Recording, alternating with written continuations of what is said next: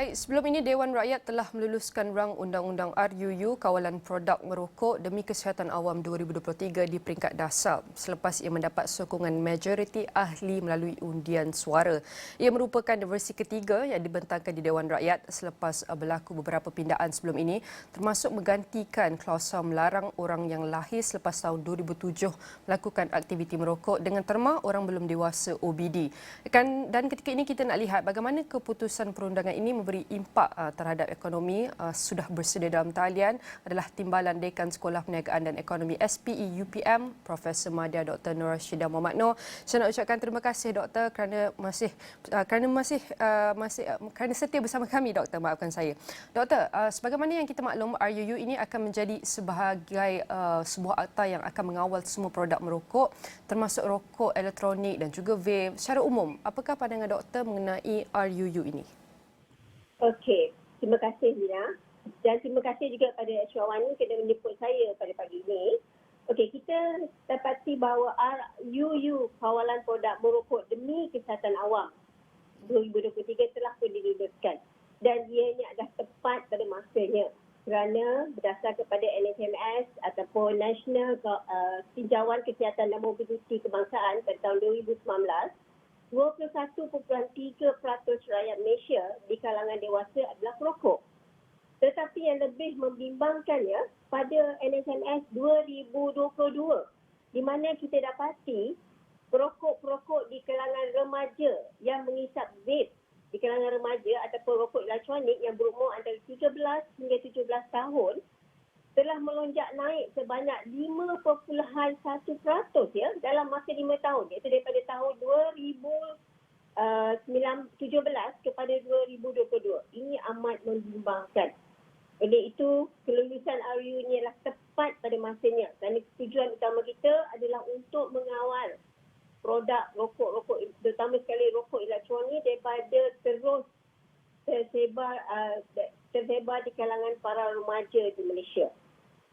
Dan juga kita dapati ya, di mana produk-produk vape dan rokok elektronik ini dapat menarik perhatian kalangan remaja disebabkan oleh perisa dia. Kita tahu perisa dia, banyak perisa yang dicadangkan, itu ada perisa berasa strawberry, ada berasa buah-buahan yang lain yang mana bau-bauannya pun sedap, yang dapat menarik minat para remaja tanpa mengetahui kesan kemudaratan daripada vape ini juga. Dan kita dapati lately ni banyak juga produk-produk itu dikeluarkan dalam beberapa bentuk yang menarik. Bentuk teddy bear. Jadi mereka suka gantung di leher. Cantik kan? Bentuk kereta, bentuk jam, dan ini amat membimbangkan. Baik, kita tahu walaupun kita sudah melepasi tahun-tahun paling gentas waktu pandemik COVID-19 di mana krisis kesihatan ini menjadi pengajaran dan iktibar kepada ramai rakyat di luar sana untuk menjaga, memperkasakan kesihatan mereka daripada fizikal maupun mental dan emosi. Tetapi kita harus akui walaupun kita dalam fasa endemik, situasi merokok ini masih lagi tinggi dan masih menular dalam kalangan masyarakat kita. Namun adakah doktor bersetuju dengan peningkatan penggunaan produk merokok vape ni, maka ekonomi negara kita akan turut berkembang daripada kita boleh cakap cukai duty import yang rokok-rokok yang masuk ke dalam negara. Bagaimana doktor? Okey. Sebagai seorang ahli ekonomi ya daripada SPE, saya amat tidak bersetuju dengan kenyataan tersebut. Kita kena lihat daripada banyak aspek, daripada aspek yang berbeza.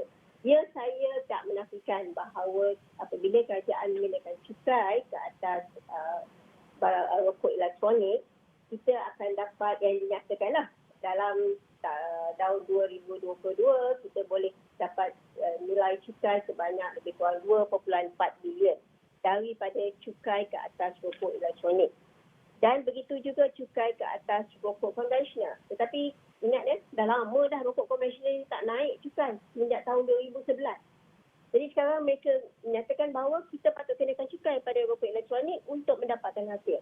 Tapi kita kena ingat, itu dari segi aspek hasil kerajaan.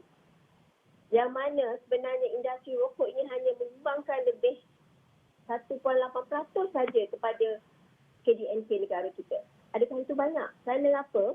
Kalau kita lihat dari sudut kesihatan, kerajaan perlu berbelanja ya untuk merawat penyakit-penyakit yang berkaitan dengan rokok.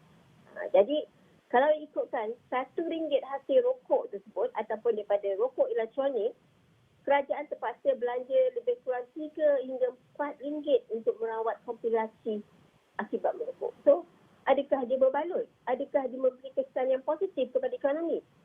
Mana kita dapati ia beri kesan yang negatif pula sebab kerajaan defisit. Kerajaan belanja lebih banyak lagi berbanding dengan hasil yang kita dapati. Saya just bagi sedikit data ya, yang mana kos di Malaysia untuk merawat 3 penyakit utama yang berkaitan dengan rokok iaitu kanser paru-paru, serangan jantung dan chronic obstructive pulmonary adalah sebanyak 2.93 bilion pada tahun 2004 dan dijangka akan meningkat kepada 8.77 bilion dalam tahun 2030.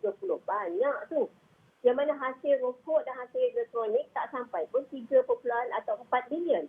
So banyak kesannya kepada ekonomi Malaysia. Kerajaan terpaksa keluar duit pula nak rawat penyakit-penyakit disebabkan rokok dan juga rokok elektronik. Ini tak termasuk produktiviti ya. Kita baru kira daripada cost, monetary value. Tapi dari segi produktiviti akan menurun di kalangan perokok-perokok tersebut. Jadi di manakah kesan positif rokok atau rokok elektronik kepada ekonomi negara? Tetapi doktor, ada pihak yang mengatakan bahawa jika pelaksanaan RUU Kawalan Produk Merokok demi Kesihatan Awam 2023 dilaksanakan dan kawalan yang lebih, kita boleh cakap ketat serta menyeluruh dilakukan melalui peraturan-peraturan yang bakal digubal, maka lebih banyak perokok yang akan beralih untuk menggunakan rokok seludup dan akan meningkatkan kemasukan dan penggunaan rokok yang tidak sah. Apakah pandangan doktor mengenai kenyataan ini? Ya, Dina, sebenarnya industri memang memainkan peranan penting di sini. Daripada dulu mereka menyatakan apa-apa saja polisi yang dilaksanakan oleh kerajaan yang berkaitan dengan produk merokok akan menyebabkan berlakunya penyelundupan rokok-rokok tidak sah ataupun sekarang mungkin rokok elektronik tidak sah. Tapi kita ingat kajian telah banyak dibuat. Kami di pihak SPE juga telah buat banyak kajian bukan sahaja berdasarkan data di Malaysia tetapi juga oleh WHO dan di mana mereka telah melaksanakan banyak kajian dan kita dapati bahawa tiada kaitan berkaitan dengan cukai dengan lambakan rokok-rokok ataupun rokok elektronik tidak sah. Itu memang telah terbukti. So, apa yang menyebabkan berlakunya lambakan yang banyak di Malaysia ini adalah disebabkan oleh keterisan kita ataupun enforcement kita terutama sekali di kawasan-kawasan perairan negara kita. Maknanya kita kena strengthen kita punya enforcement. Okay? Dan juga bukan sahaja kita faham pihak yang berkuasa terdapat beberapa kekangan.